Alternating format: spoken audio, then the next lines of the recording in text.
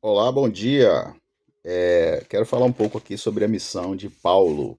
Nessa manhã, Paulo teve um papel preponderante na propagação do Evangelho e é importante a gente saber um pouco mais sobre esse trabalho, essa propagação do Evangelho de Paulo. Paulo se converte, né, indo ali para a estrada de Damasco, onde ele iria perseguir os cristãos que estavam ali disseminando a palavra de Deus. Então, ali na estrada de Damasco, ele tem aquele encontro com Cristo, Cristo ressurreto, e a história de Paulo é alterada. Interessante é que o nome de Paulo, na cultura hebraica, era Saul, né? Saulo ou Saul, como nós podemos traduzir mais literalmente, porque Paulo era da tribo de Benjamim e Saul era o personagem mais ilustre da tribo de Benjamim. Então, ali tem um fator interessante que é Saul, mais uma vez, perseguindo o filho de Davi, né? O filho de Saul perseguindo o filho de Davi. E Jesus traz à memória de Paulo aquilo quando ele fala assim: Charru, Charru, né? Saulo, Saulo, por que tu me persegue?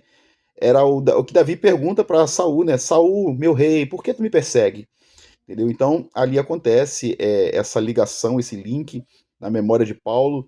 E Paulo ali ele é convertido, ele recebe a oração de Ananias posteriormente, que ora, impõe as mãos sobre ele, Paulo recebe o Espírito, e Paulo se distancia ali para a região da Arábia, passa 3 anos, e após isso ele vai a Jerusalém encontrar com os apóstolos para saber um pouco mais sobre Jesus e sua ressurreição. Encontra ali com Tiago, com Pedro e com João ali, os apóstolos ali, mas não vê todos. Fala que ele não vê todos. E Paulo, ele tem aquela gama de informação ali, tanto que ele escreve lá, 1 Coríntios capítulo 15, que ele fala, né, sobre a visão dele de Cristo ressurreto e a explicação dele, de que Pedro viu primeiro, os discípulos, os 12, os discípulos e uma grande multidão. Depois Tiago, depois ele, como último, né? Então Paulo, ele começa a sua missão, ele vai para Antioquia, e para Antioquia ele vai para a Cilícia, a região da Cilícia, e fica ali isolado durante algum tempo. E eu acredito que seja um bom tempo, até que Barnabé traz ele para a igreja de Antioquia, porque cria que Paulo poderia ser muito importante para aquela missão.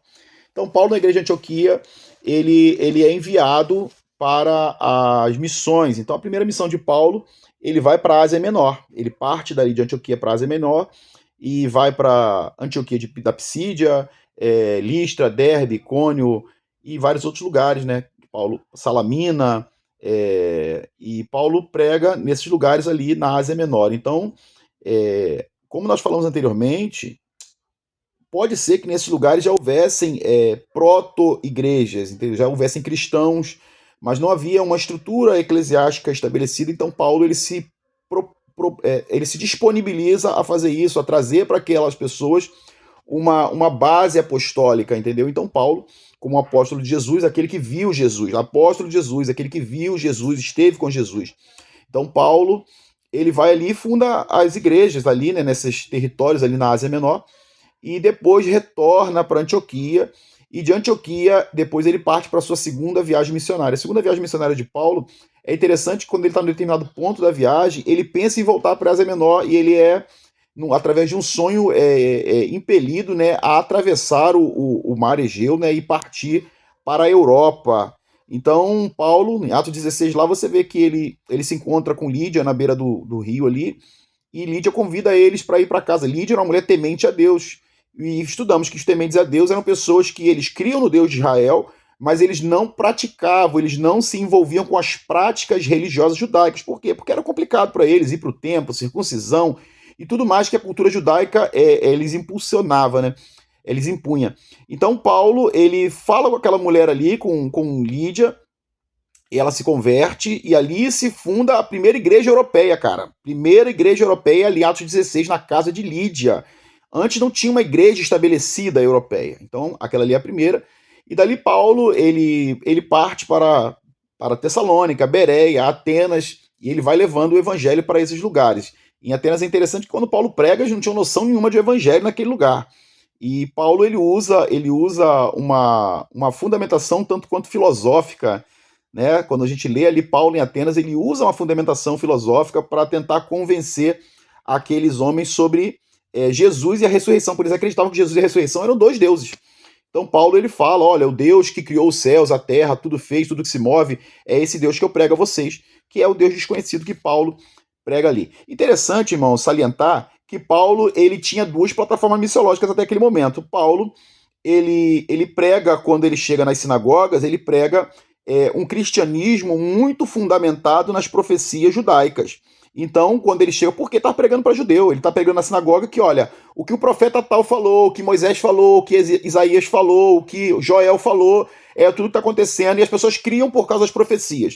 Já em lugares como Atenas, em que Paulo ele sabia que as pessoas não tinham conhecimento nenhum de quem foi Isaías, de quem foi Moisés, ele pregava um cristianismo voltado mais para um lado filosófico. Então Paulo, quando ele sai de Atenas, surrado ali de Atenas, né, que ele é chamado de espermologos, né, catador de lixo, e Paulo ele vai para Corinto, e em Corinto ele tem aquela visão de Cristo aparecendo para ele em sonho, falando para ele, encorajando ele a pregar a palavra, porque depois daquela jornada em Tessalônica, Bereia e Atenas, Paulo ficou enfraquecido. Então, quando ele chega a Corinto, ele é fortalecido por Jesus a pregar, e ali começa o evangelho da cruz de Cristo, em Corinto. Paulo, então, retorna, passa por Éfeso e volta de novo para sua base. A sua terceira viagem missionária, Paulo ele para em Éfeso, e ali em Éfeso ele cria a escola de Tirano, passa 3 anos ali em Éfeso e funda a escola de Tirano. Ali a escola de Tirano eu entendo que é a primeira escola teológica. A primeira escola teológica que existiu foi a escola de Tirano, ali em Éfeso.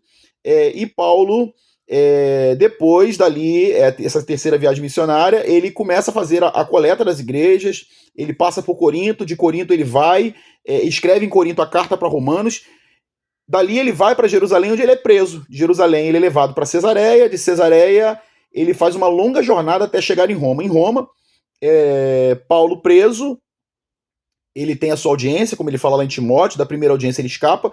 Alguns defendem que Paulo ele saiu dessa audiência e conseguiu concluir o projeto que ele tinha de ir à Espanha, porque Paulo, quando escreve aos Romanos, ele escreve falando para eles que ele tinha esse propósito de ir para a Espanha. Mas a gente não pode provar isso, não tem provas quanto a isso. Então Paulo, eu acredito que na sua segunda prisão, ele é condenado, e isso cabe ali pelo período de 64, quando acontece o incêndio de Roma. O imperador Nero começa a perseguir os cristãos, e nessa, Paulo e Pedro estavam em Roma, e eles são presos, e Paulo é decapitado ali em Roma. Claro que a gente não tem o texto que fala sobre isso, não temos, porque o livro de Atos deixa alguns pontos vagos, né?